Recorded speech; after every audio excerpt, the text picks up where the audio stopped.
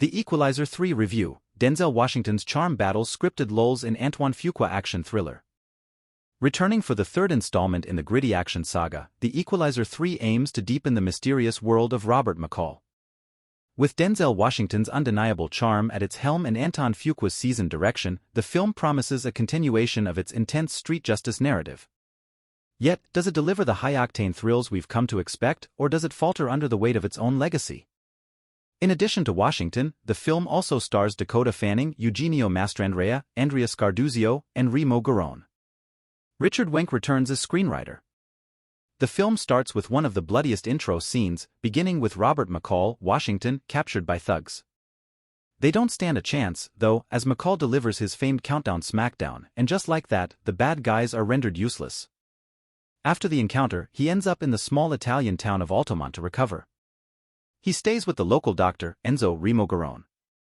He then calls the CIA to deliver a tip about his previous misadventures to CIA agent Emma Collins, Fanning, who traces the call to Robert's location to pinpoint where the information is coming from. A biker gang run by mob brothers from Naples, Vincent, Scarduzio, and Marco, Andrea Dodero, collect tribute from the poor working class and terrorize Naples and surrounding areas. One day, Robert witnesses one of these collection raids where the owner of the local fish market gets beaten to a pulp by Marco. Seeing these transgressions take place, the former CIA assassin wonders if he should continue his avenging angel streak or retire.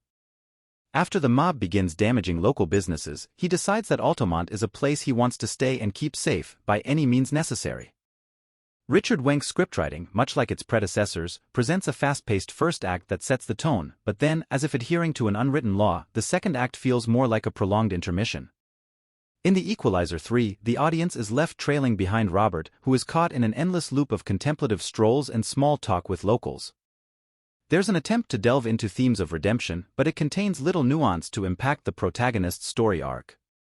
That said, there is a reward for those patient enough to get to the third act. Fuqua, proving yet again why he's a master of the action genre, delivers action sequences that are meticulously choreographed, bloodier, and more visceral than the previous films. The heightened brutality adds an element of surprise, injecting the film with a much-needed adrenaline rush. With his characteristic charm, Washington almost makes the viewer forget the drag. He's sharper, wittier, and has embraced a newfound cynicism that provides knee-slapping laughs.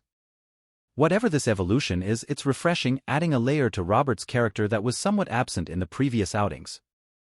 However, Dakota Fanning's inclusion as Emma seems more obligatory than organic. While her character holds promise and possesses a key plot revelation, it surfaces too late in the narrative, thus diminishing any impact. It's a missed opportunity, reducing Emma to a mere check in the box rather than a pivotal character that adds to the story.